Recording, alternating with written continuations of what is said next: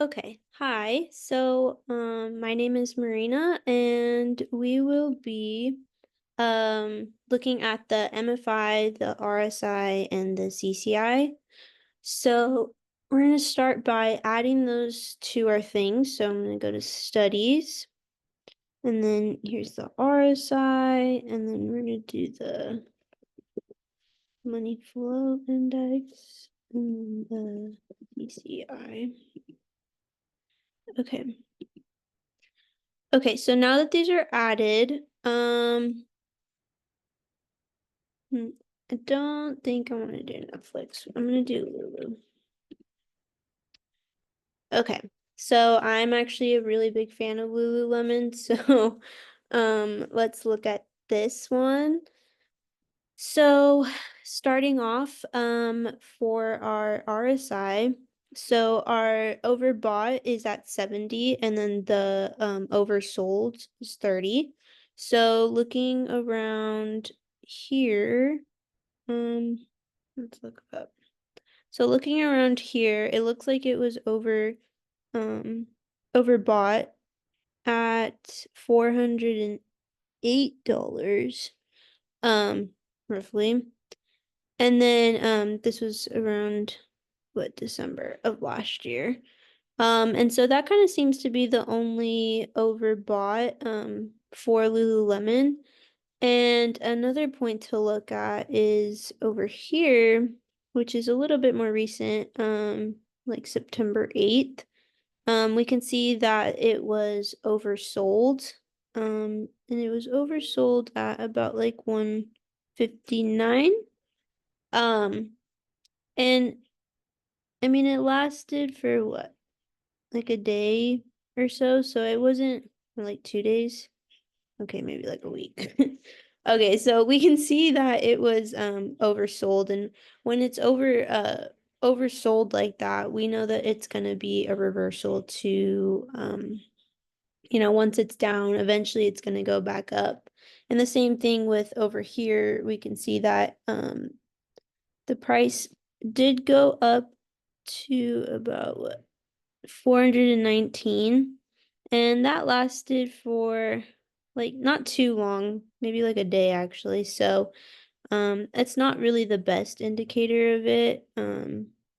But anyways, okay, so looking at the MFI now, so at overbought we're at 80 and oversold we're at 20. So looking about right here, like December 9th, or maybe like December 2nd to the 16th, um, it shows that it was overbought,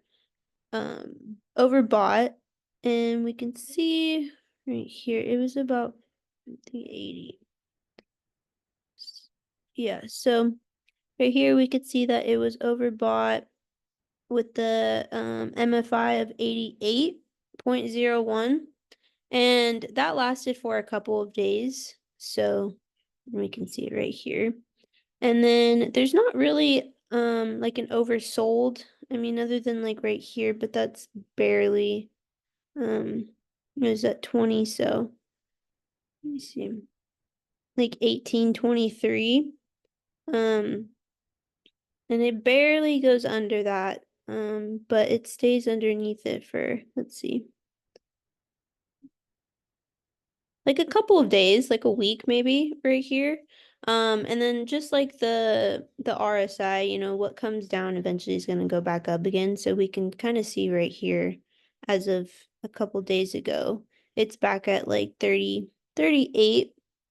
And it does look like it's kind of like a steep incline, so we can maybe expect it to go up. Okay, so now looking at the CCI for this one's actually got like two sections over here. Let me see if I can try and, I guess I can't, but okay, so that we can see that there's two spikes over here. Let's look at this one. And this one did last for a couple of days as well. Kind of a long time. But so our overbought is at 100 and then our oversold is at negative 100.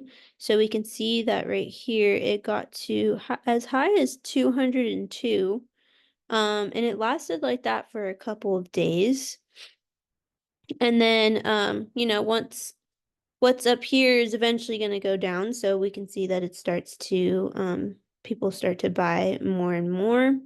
And right here is where there was too many, that was oversold.